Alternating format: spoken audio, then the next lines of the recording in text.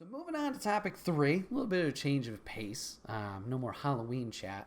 Um, I wanted to, Billy, I wanted to chat with you about something I know you've been doing for a little while, but you brought up on the podcast last time you were on, and that's writing. You've been doing it for a little while, and I kind of wanted to pick your brain as to like why you're doing it, inspirations, and like what you're trying to get out of it. I know a little bit because obviously we've talked off stream and off podcast about it, but I don't think I've fully dug deeper to kind of figure it out. So I just kind of want to do that. So Billy, what got you into writing? Well, I used to enjoy writing when I was younger. Like I would just type at the computer and just write like stupid stories Mm-hmm. or like draw like comics at school or whatever and make like little tales and everything. But obviously that was never really, nothing really came of that. Just kind of did it as an enjoyment and something that I liked.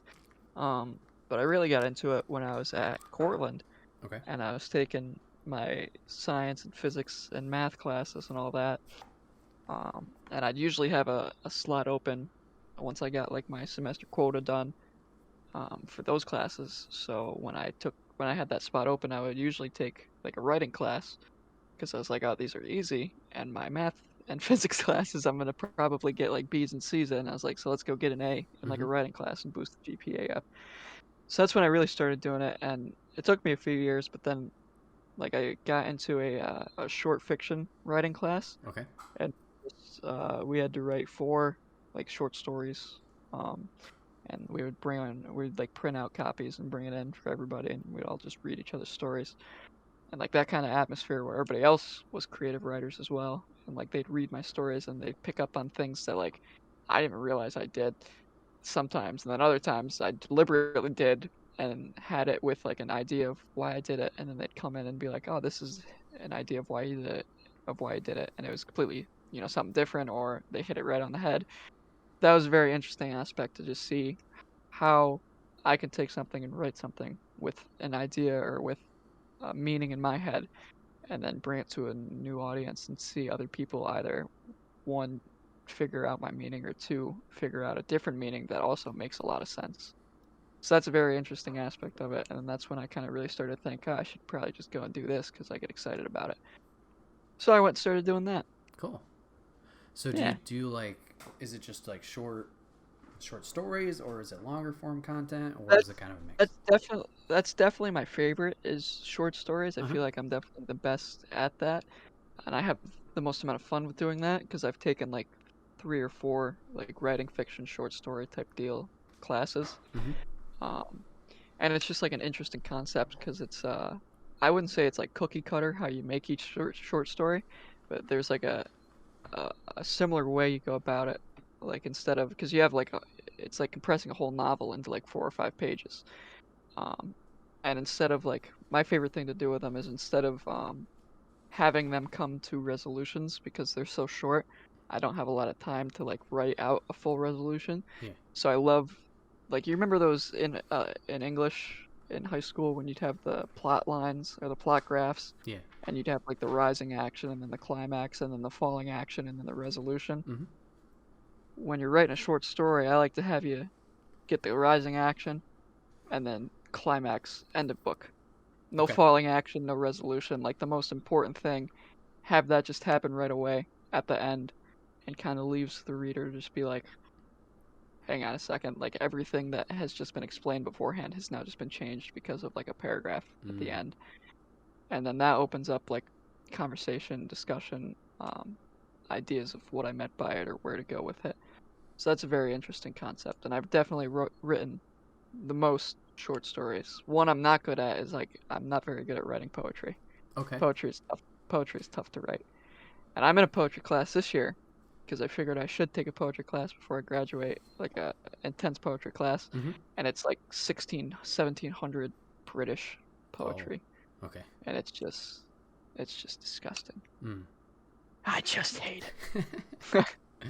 But at the same time, it's also like interesting because some of them are writing about um like the like nature and like the destruction and what's that one thing there's some law that came into place that I can't remember what it was right now. Um, but like they were like tearing down like trees and all that to start making more land because people started having babies, a lot of Mm-hmm. babies. They needed more plots of land, more resources, and all that. Mm-hmm. So it's interesting to write or to see how they wrote about that when they were younger, or like that many years ago. But Right. it's like trying to decipher the British of it is kind of tough. And poetry does like it intrigues me, but I'm not good at it. Fair. Trying to write it, I enjoy it, and I think that like a nice poem by like Lydia Davis or something, I'm like, wow, this was very interesting. This was very well written. But then like I try to write a poem and I'm like, this just sounds odd. Gotcha. So short story, definitely I have a blast with writing. Good. I have one published short story, and I just recently or not applied. I just recently sent in another short story to the same journal that I have my first one applied to because they do a competition each year at UAlbany to get a Oh, publish okay. or a publication. So I just sent a second one in. That's exciting. It's about some teddy bears that live in a picturesque forest, and then one of the teddy bears, like they all help each other out, like building their houses and plotting their land and like getting resources and everything. And then this one teddy bear finds some jelly beans and like this tree that like has all these jelly beans falling, and he starts using that as currency. And Mm, he's like, "You guys gotta find if you want my wood, you gotta go find me some of these jelly beans because I really like these motherfuckers. So you mm, gotta go give me some more." And they're like, "But we used to like always just give each other everything." And he's like, "No, but I'm not gonna give you this now until you give me some jelly beans." hmm. And then all the other teddy bears start like going crazy trying to find these jelly beans to start figuring out because they used to have everything for them Right. and now nobody's giving anything away. And then they all turn into the big climax at the end of it is they all turn into grizzly bears and they rip each other apart and destroy their home. And then it just ends like that. Wow. So that's very fun to write stuff like that Mm-hmm. because I can have a lot of fun with like the ending of it. Hmm. So do you Yeah. have certain inspirations that you look towards or kind of find inspiration from? Um, kind of. I like when I have like an issue in my own life, I guess, Okay. or like not my own life, I guess, but like I have questions about life Mm-hmm. or like things that don't make sense. So then I'll just write them in a non-actual way, Yeah. but it's an actual way, you know what I mean? Mm-hmm. Like it's a way they're represented, like with I don't really get the whole we made up all this type of money and all this type of stuff. I don't know why we all can't just live on the world and just hang out. Um, so then I was like, well, why don't I write about a bunch of teddy bears that do just live and hang out, and then they get this idea of like demand, supply and demand, and it turns them into something other than teddy bears. Mm-hmm. Um, so it's like, I guess it's stuff like that. I wrote one also of two people walking up or taking a hike. I ironically I thought about it while I was taking a hike, but they're taking a hike and it's just two people who had never met each other and there's like questioning like life and why they're going about life and what they're doing and everything. And then like as they move closer to what they believe is the resolution of the meaning of life, which is something no one will ever figure out, the mountain like keeps changing and adding new like difficult scenarios for them to get through, or like somebody trips and gets injured or somebody falls off as they're like getting deeper and deeper into what they believe life is and everything. Um, and one of them ends up getting killed, falls off the mountain. So the other guy follows him by himself, and it's like his internal dialogue of trying to figure out what he's made of this hike and all of this discussion of life. And then he gets to the top, and it's like this creepy looking dude at the top, kind of like a Grim Reaper esque guy, who asks him what he has figured out, and he kind of discusses what he thinks life is, and then he says that it's not good enough, and he pushes him off the mountain, and he falls down the mountain, and instead of him dying, he like wakes up, and he's like going to go hike up the mountain again with this guy, like Oh. nothing had happened before, Okay. and it kind of is just like a repeating cycle of Mm. them going up.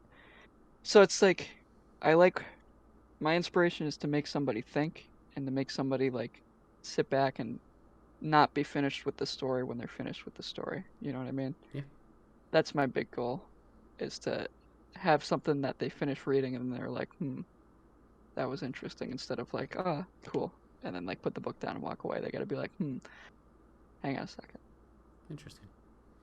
So Yeah. along with making people think, do you have any other goals, for this? Do you just want to keep doing this for yourself, or is a I book think a like possibility? Or I think the creative aspect of it I like doing for myself, and I like the publication competitions. They're good for like resume boosting, and like I go for like a master's in teaching. I'll be like, hey, I have 2 pieces of work like published. You can take a look at them and right? read them and see my writing. I would love to write a collection of short stories and get that published. I've been talking to 2 of my professors who both have editors that can actually edit it out and get it to a publication. I talked to Danny Bensangwe as well too, because Oh he no got a shit. book published. Oh okay. Yep, yep. He wrote one in between undergrad and graduate. Hmm. During COVID, he just had a free time and he wrote. I think it was.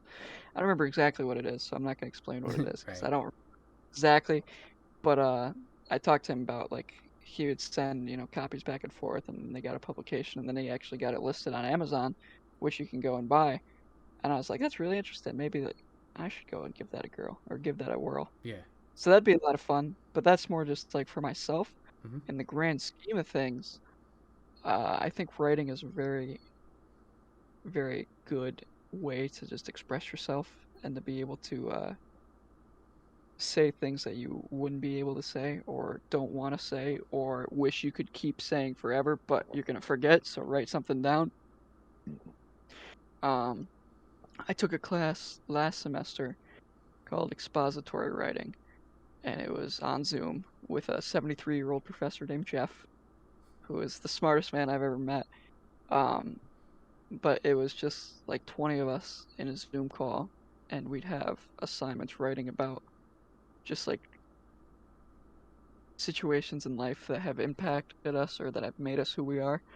And our first assignment was writing like 3 quality events that have bettered us as a person and 3 uh, tough events that have challenged us as a person. And then the assignment following that was taking one of those 6 and writing about it in the third person. Oh So you kind of took yourself out of the situation and you explained like Billy did this and went and this happened to Billy and all that. So yeah. it made you like reflect on it more. And then we'd have to read these very Mm. intrusive pieces to the class. And that was a very interesting topic and very interesting class. And like that was what made me open up. That's when I really started to believe that like my writing is good and it can have impacts on people. Mm-hmm. I wrote a piece, my third person um, scenario. I wrote about the height of my depression when I was like really, really deep into it at Cortland, my sophomore year. And I wrote about that and like my struggles with it and what I felt internally and like what led to it and what I did after and all that. Mm-hmm. Um, and then like 2 or 3 weeks later, like 2 other people wrote anonymous diaries about their own experiences with depression. They're like, I've never been able to like formulate my words about this, but like I listened to Billy do it with his stuff. And he's like, and it made me want to give it a try and made me want to like talk about my own things. And like seeing that, like that's probably the only time I ever like shed a tear in a college class. I was like, oh my gosh, like I did something and wrote something and it empowered somebody else to be able to stand up and talk about their own things. Right. So that is also why I'm like super excited to just go into teaching. Is because like people can express themselves with writing, and you need to be a good writer to like do your resume, to be able to answer emails, to be able to do all types of stuff for jobs instead of just like figuring out why Of Mice and Men is a good book or not. Like Right. it's teaching them how to be a good writer and how to benefit them, but it's in a way that it's in a scholastic educational way, but it's definitely a good trait to have and definitely a good uh, something I love. So yeah, that's good. It's good stuff. Definitely. All right. Oh yeah. Last question for me: is there anywhere like we could find these published works or read them? One of my published works is on my Instagram, Hmm. um, on my in my bio. That leads you to my first publication that I got last year, Okay. and then if the one that I just sent in gets published again, it would be on the same website. It's called Arch Journal. Okay. Yes, Arch Journal. And it's just like a scholastic journal, just with college kids' writings that get published into there. But that's where you can find that. And then at some point when I do, probably over the winter and before I get into my master's program, I'd love to finish, because I have like 6 or 7 short stories that I have written that are like finished. Like I have them from start to completion, but I always like to edit them and like change different things and add new parts or take parts away, so they're not like finished, but like the outline of them are done. The heavy lifting of it is done. And I'd love to get 8 or 10, probably 10, and just put them in a book.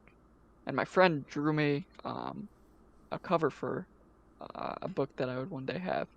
So I'd love to be able. That would be very interesting to just have that as my cover. Yeah. And then like have 10 stories of them in. That's probably definitely one of the bigger goals for once I graduate, is to get something published before I'm bogged down by master's program and learning how to be a teacher and all that. Right. That's good. Very nice. Yeah. Very It'll be exciting. Very cool. Yes. All right, everybody. This has been another episode of the Wait, What Are We Talking About podcast. My name is Bret, aka Enigma911, and today I was joined by Billy, aka BHank82. Once again, Billy, thanks for hopping on, man. I appreciate it. My cat hopped on too. Yeah. She's been here the whole time. Off cam, but that's okay. She is passed out. She's passed out. She had some catnip today, so she's a little sleepy. Oh, big yawn. You guys can catch this podcast live over on twitch.tv/Enigma911 every Sunday at 8 p.m. Eastern. You can join the chat like Papa Griff and Mrs. G did today if you're a subscriber over there. We'd love to have you in on the conversation. If you can't catch it live, that's A-OK. It rolls over on YouTube and podcast services the very next week, where it drops topic by topic and in full on Friday as MP3 and video format. Jeez, I am ruining this outro. Extra Life Weekend is coming up November 20th. Woo! That is a Saturday, 12 noon Eastern. 24 hours of gaming, raising money to help out Children's Miracle Network hospitals. Any way you can help us out, either watching, donating, or spreading the word would be great. Give us your money. Help those kids out. And then last but not not least, merch store. Get all of your swag over there. T-shirts, cups, backpacks, and more. Rep the brand. Support us, and we would love you for it. Billy, thanks again for being on the podcast, man, especially on your Halloween. Well, thank you for allowing me to be on your podcast on Halloween. You're welcome. Anytime. Chat, viewers, thank you guys for giving this a watch, giving it a listen, and we will see you guys on the next one. Take care. Do I get holiday pay today? You do, yes. Time and a half. Yes.